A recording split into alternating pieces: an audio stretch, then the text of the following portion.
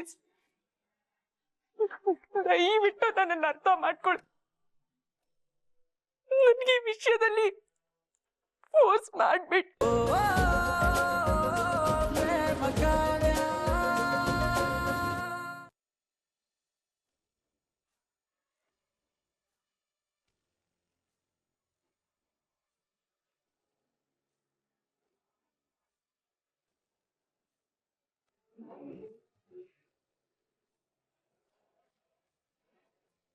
ಏನ್ ಮಾದೇವ, ಪ್ರೇಮ ನಿನ್ನ ಮದುವೆ ಮಾಡ್ಕೊಳ್ದೆ ಓಡೋಗ್ಬಿಟ್ಲಂತೆ.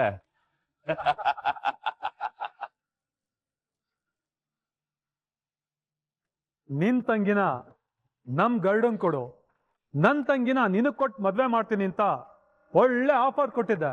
ದಿಮಾಗ್ ತೋರಿಸಿ ರಿಜೆಕ್ಟ್ ಮಾಡ್ಬಿಟ್ಟೆ. ನಿನ್ಗಿದೆಲ್ಲ ಆಗ್ಬೇಕಾದ್ದೆ, ಆಗ್ಲಿ ಬಿಡು. ಕಲ್ಯಾಣಿ ಅಮ್ಮ, ನೀವೇ ಯೋಚನೆ ಮಾಡಿ. ಒಂದ್ ಹುಡುಗಿ ಮದ್ವೆ ಮಂಟಪದಿಂದ ಇವನ್ನ ಮದ್ವೆ ಆಗಲ್ಲ ಅಂತ ಓಡೋಗ್ತಾಳೆ ಅಂದ್ರೆ ಇವನ ಅದೃಷ್ಟ ಎಷ್ಟು ಎಕ್ಕುಟ್ಟೋಗಿದೆ ಅಂತ.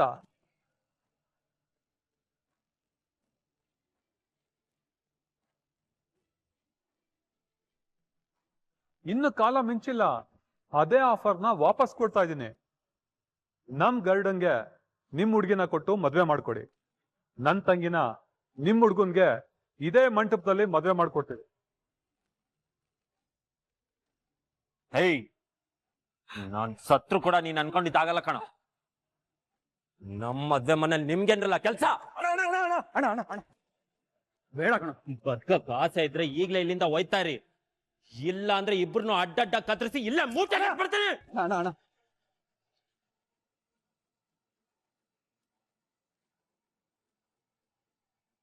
ಆಹಾಹಾ, ಈ ದೃಶ್ಯ ನೋಡೋದಕ್ಕೆ ಅದೆಷ್ಟು ಚೆನ್ನಾಗಿದೆಯೋ.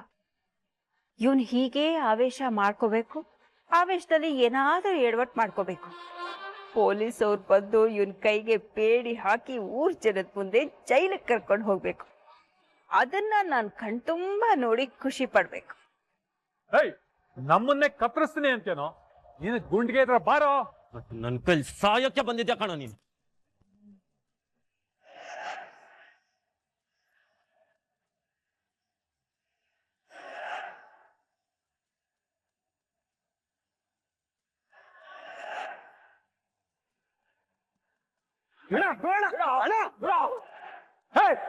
ನೀವಿಬ್ರು ಇಲ್ಲಿಂದ ಹೋದ್ರೆ ಸರಿ, ಇಲ್ಲಾಂದ್ರೆ ಪೊಲೀಸ್ ಕರ್ಸ್ಬೇಕಾಗತ್ತೆ. ಏಯ್ ಕರ್ಸೋ, ಯಾವನ್ ಬೇಡ ಅಂದಿದ್ದು? ಪೊಲೀಸೇ ಬಂದು ನಂಗೆ ನ್ಯಾಯ ಕೊಡ್ಲಿ.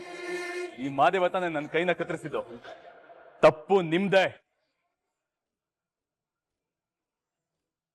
ನನ್ ತಂಗಿನ ಮುಟ್ಟಿ ಮೊದ್ಲು ತಪ್ಪು ಮಾಡ್ದವ್ನು ಯಾವನಲ್ಲ?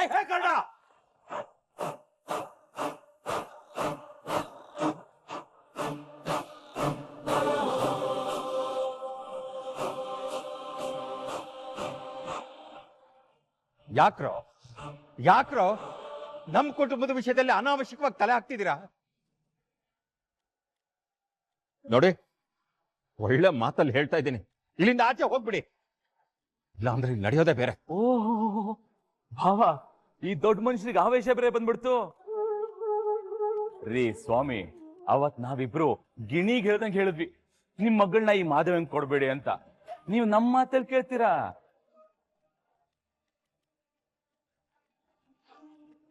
ಇವತ್ ನೋಡಿದ್ರೆ ಅಪ್ಪನ್ ಮಾತ್ ಮೀರೋದೇ ಇಲ್ಲ ಅನ್ನೋ ನಿಮ್ಮ ಮಗಳು ಎಲ್ರ ಕೈಲೂ ಚೊಂಬ್ಕೊಟ್ಟು ಓಡೋಗ್ಬಿಟ್ಟಿದ್ದಾಳೆ. ಹೇಯ್, ಅಲ್ಗೆ ಬಿಗಿ ಹಿಡಿದು ಮಾತಾಡು. ನನ್ ಮಗಳ ಬಗ್ಗೆ ನಿನಗೇನೋ ಗೊತ್ತು? ಗೊತ್ತಾಗಕ್ಕೆ ಏನ್ ಉಳಿದಿದೆ ಬಿಡಿ ಸ್ವಾಮಿ, ಇಡೀ ಊರ್ ಜನಕ್ಕೆ ಗೊತ್ತಾಗಿದೆ. ನಿಮ್ ಮಗಳು ಮದ್ವೆ ದಿನ ಓಡೋಗಿದ್ದಾಳೆ ಅಂದ್ರೆ ಏನ್ರಿ ಅರ್ಥ?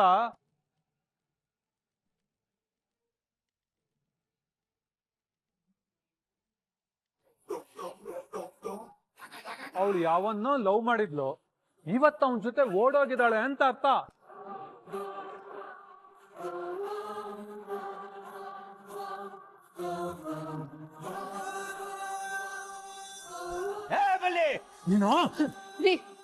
ನೀವ್ ಸಮಾಧಾನವಾಗಿರಿ. ನಾಯಿ ಬೊಗಳಿದ್ರೆ ದೇವ್ಲೋಕ ಏನ್ ಹಾಳಾಗಲ್ಲ. ನಮ್ ಮಗಳೇನು ಅನ್ನೋದು ನಮಗ್ ಚೆನ್ನಾಗ್ ಗೊತ್ತು, ಇವ್ರಿಗೇನ್ ಗೊತ್ತು ಮಣ್ಣು. ಗೊತ್ತಾಗಿರೋದಕ್ಕೆ ಮಾತಾಡ್ತಾ ಇರೋದು.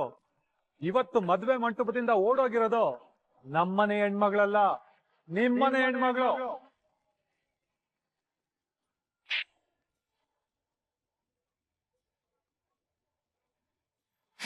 ಪ್ರೇಮ ಅವ್ರ ಬಗ್ಗೆ ಇನ್ನೊಂದೇ ಒಂದು ಪದ ಆಡಿದ್ರು ನಿನ್ನ ನಾಲ್ಗೆ ಸಿಳಿ ನಾಯಿಗಳಿಗೆ ಹಾಕ್ಬಿಡ್ತೀನಿ. ಅವ್ರ ಬಗ್ಗೆ ಮಾತಾಡೋ ಯೋಗ್ಯತೆ ನಿನ್ಗಿಲ್ಲ. ಪ್ರೇಮ ಅವರು ನನ್ನ ಮದ್ವೆ ಆಗ್ತಾರೋ ಇಲ್ವಾ ನನಗೆ ಚಿಂತೆ ಇಲ್ಲ. ಅವ್ರಿಗೆ ನಾನು ಇಷ್ಟ ಇಲ್ಲ ಅಂದ್ರೆ ನಾನು ಅದನ್ನ ಒಪ್ಕೋತೀನಿ. ಹಂಗಂತ ನೀನ್ ಅವ್ರ ಬಗ್ಗೆ ಬಾಯಿಗೆ ಬಂದಂಗ್ ಮಾತಾಡ್ದೆ ಅನ್ಕೋ, ನಿನ್ನ ಇಲ್ಲೇ ಸಿಗದು ತೋರಣ ಕಟ್ಬಿಡ್ತೀನಿ.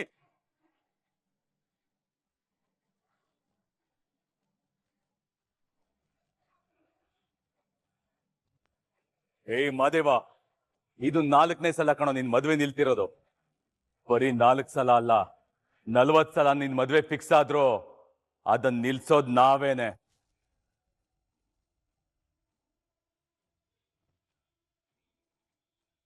ನೆನ್ಪಿಟ್ಕೋ, ಯಾವತ್ತು ನಿನ್ ತಂಗಿನ ನನಗ್ ಮದ್ವೆ ಮಾಡ್ಕೊಡ್ತೀಯೋ ಅವತ್ತೇ ನಿನ್ ಮದ್ವೆ ಆಗೋದು. ಅಲ್ಲಿವರೆಗೂ ನಿನ್ ಮದ್ವೆ ಆಗಕ್ಕೆ ಚಾನ್ಸೇ ಇಲ್ಲ.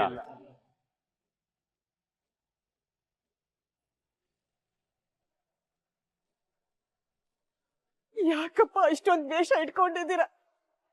ಯಾಕೆ ನನ್ ಮಗನ ಮೇಲೆ ಇಷ್ಟು ಧಾಗೆ ಸಾಧಿಸ್ತಾ ಇದ್ದೀರಾ? ದೇವ್ರೆ, ಯಾಕೆ ನನಗೆ ಇಷ್ಟೊಂದು ಪರೀಕ್ಷೆ ಮಾಡ್ತಿದ್ಯಾ? ಯಾಕೆ?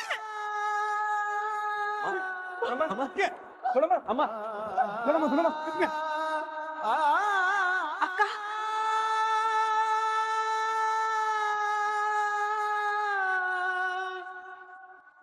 ಅಮ್ಮ ಮಾತಾಡಮ್ಮ. ದೊಡಮ್ಮ ರಾಮ್, ಏನಾಯ್ತು ಚೆಕ್ ಮಾಡೋ.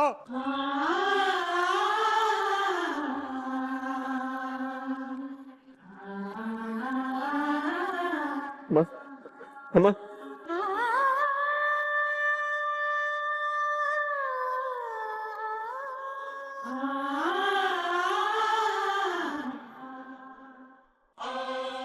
ನೀನು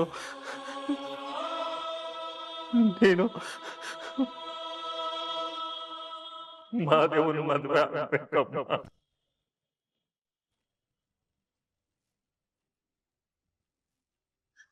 ಚೆನ್ನಾಗಿ ಯೋಚನೆ ಮಾಡಿದೆ. ಈ ವಿಷಯನ ನಿನ್ನ ಹತ್ರ ಹೇಳ್ತಾ ಇದ್ದೀನಿ ಮಗಳೇ. ಇವತ್ತು ನೀ ತಗೊಳ್ಳೋ ನಿರ್ಧಾರದ ಮೇಲೆನೆ ಈ ನಿನ್ನ ಅಪ್ಪನ ಜೀವನ ನಿಂತಿದೆ. ಒಂದ್ ವೇಳೆ ನೀನ್ ಇಲ್ಲ ಅಂದ್ರೆ ಖಂಡಿತವಾಗ್ಲೂ ಮಂಟಪದಿಂದ ನಾನು ಹೋಗಲ್ಲ. ಹೋಗೋದು ನನ್ನ ಹೇಳ.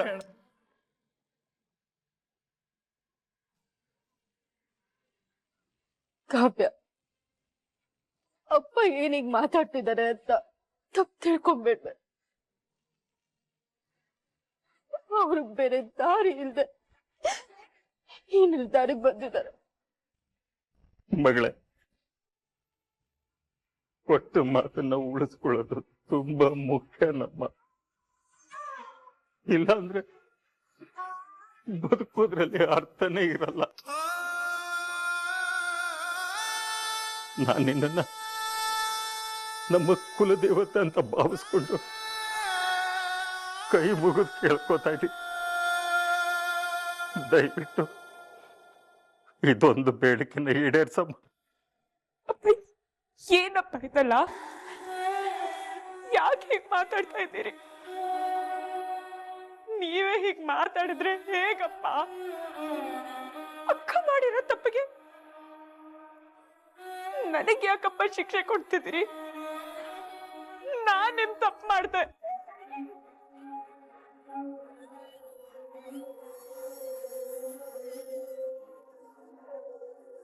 ನಾನು ಅಕ್ಕ ಸೈಲೆಂಟ್ ಆಗಿರೋದ್ ನೋಡಿ ಮೊದ್ಲಿಂದಾನು ಹೇಳ್ತಾನೆ ಬಂದಿದ್ದೀನಿ, ಅವಳಿಗೆ ಮದ್ವೆ ಇಷ್ಟ ಇಲ್ಲ ಅಂತ. ಆದ್ರೆ ನೀವೇ ನನ್ ಮಾತ್ ಕೇಳಲಿಲ್ಲ. ಅವಾಗ ನಮಗೆ ಅರ್ಥ ಆಗ್ಲಿಲ್ಲ ಮಗಳೇ. ನಾವು ಪ್ರೇಮ ಮೇಲಿಟ್ಟಿದ್ದು ಪ್ರೀತಿ, ನಂಬಿಕೆ ನಮ್ಮನ್ನ ಕುಡ್ರನ್ನಾಗಿ ಮಾಡ್ಬಿಟ್ಟಿತ್ತಮ್ಮ.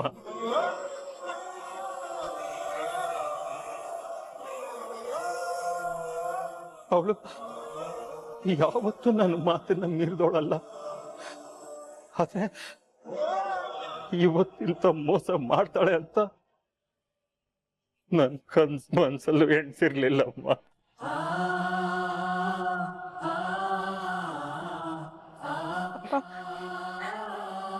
ನೀವು ನನ್ನ ತುಂಬಾ ಚೆನ್ನಾಗಿ ಬೆಳೆಸಿದಿರಿ, ಕೇಳಿದ್ದೆಲ್ಲ ಕೊಡ್ಸಿದಿರಿ, ನಾನು ಆಸೆ ಪಟ್ಟಿದ್ದನ್ನ ಓದಿಸಿದಿರ. ನಿನ್ ಎಷ್ಟಾದ್ರೂ ಕನ್ಸ್ ಕಾಣು ಮಗಳೇ, ನಿನ್ ಹಿಂದೆ ನಾನಿದ್ದೀನಿ ಅಂತ ನನಗೆ ಸ್ವತಂತ್ರವಾಗಿ ಹಾರಾಡೋದಕ್ ಬಿಟ್ಟಿದ್ದೀರ. ಆದ್ರೆ ಇವತ್ತು ಬೆಳಕು ಕೊಟ್ಟು ಕಣ್ಣೆ ಕಿತ್ಕೊಂಡ ಹಾಗೆ ನನ್ಗೆ ಇಂಥ ಮದ್ವೆ ಆಗು ಅಂತ ಹೇಳ್ತಾ ಇದ್ದೀರಾ. ನಾನಿದನ್ನ ಅಕ್ಸೆಪ್ಟ್ ಮಾಡ್ಕೊಳ್ಳೋದಕ್ಕೆ ಹೇಗಪ್ಪ ಸಾಧ್ಯ? ಇಲ್ಲಪ್ಪ, ಖಂಡಿತವಾಗ್ಲೂ ಸಾಧ್ಯ ಆಗೋದಿಲ್ಲ. ನಾನು ಎಷ್ಟು ಆಸೆ ಕಚ್ಚಗಳು ಇಟ್ಕೊಂಡು ಓದ್ತಾ ಇದ್ದೀನಿ ಅಂತ ನಿಮ್ಗೂ ಚೆನ್ನಾಗೇ ಗೊತ್ತು. ಈ ಕಣ್ಣುಗಳಿಗೆ ಕನಸು ತುಂಬಿದವರೇ ನೀವು. ಇವಾಗ ನೀವೇ ಹೀಗಂದ್ರೆ ಹೇಗಪ್ಪ? ಇಲ್ಲಪ್ಪ, ಪ್ಲೀಸ್ ದಯವಿಟ್ಟು ನನ್ನನ್ನು ಅರ್ಥ ಮಾಡ್ಕೊಳ್ಳಿ. ನನಗೆ ಈ ವಿಷಯದಲ್ಲಿ ಫೋರ್ಸ್ ಮಾಡ್ಬಿಟ್ಟು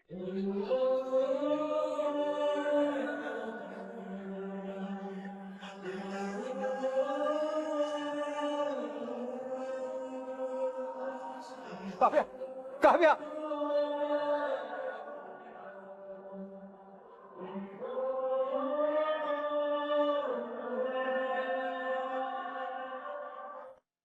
ಅಮ್ಮ, ನಾನು ಈ ಥರ ಹೇಳ್ತೀನಿ ಅಂತ ತಪ್ಪು ತಿಳ್ಕೊಬೇಡ. ನನಗೆ ಯಾಕೋ ಇದು ಸರಿ ಕಾಣ್ತಿಲ್ಲ ಕಣಮ್ಮ. ಇಷ್ಟ ಇಲ್ದೇ ಇರೋರ್ನ ಬಲವಂತವಾಗಿ ಮದ್ವೆಗೆ ಒಪ್ಸೋದು ತಪ್ಪು ಕಣಮ್ಮ.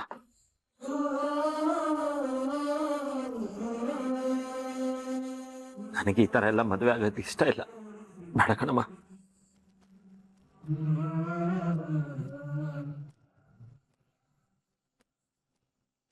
ನೋಡಿ, ಪ್ರೇಮ ಹಳ್ಳಿ ಹುಡುಗಿ, ಓದು ಬರಹ ಗೊತ್ತಿಲ್ಲದೆ ಇರೋಳು. ಅವಳೇ ನಮ್ಮ ಮಹಾದೇವನ್ನ ಮದ್ವೆ ಆಗಲ್ಲ ಅಂತ ಓಡ್ ಹೋದವಳು. ಇನ್ನು ಕಾವ್ಯ ಹೆಚ್ಚಿಗೆ ಓದಿದಾಳೆ, ಸಿಟಿಲ್ ಬೆಳೆದ ಹುಡುಗಿ. ಅವಳಂತೂ ಖಂಡಿತ ನಮ್ಮ ಮಹಾದೇವನ್ನ ಮದ್ವೆ ಆಗೋದಕ್ಕೆ ಒಪ್ಪದೇ ಇಲ್ಲ. ಅದನ್ನ ಕಾವ್ಯ ಬಂದ್ ಹೇಳಿ, ನೀನೇನ್ ಹೇಳೋದ್ ಬೇಕಾಗಿಲ್ಲ. ಅದೇವ, ನೀನ್ ಹೇಳೋದು ಸರಿಯಾಗೇ ಇದೆ. ನಾವ್ ಯಾರು ಕಾವ್ಯನ ಬಲವಂತ ಮಾಡಿ ಈ ಮದ್ವೆ ಮಾಡೋದ್ ಬೇಡ. ಅವ್ಳು ಒಪ್ಕೊಂಡ್ರೆ ಮಾತ್ರ ಈ ಮದ್ವೆ ಮಾಡೋದು.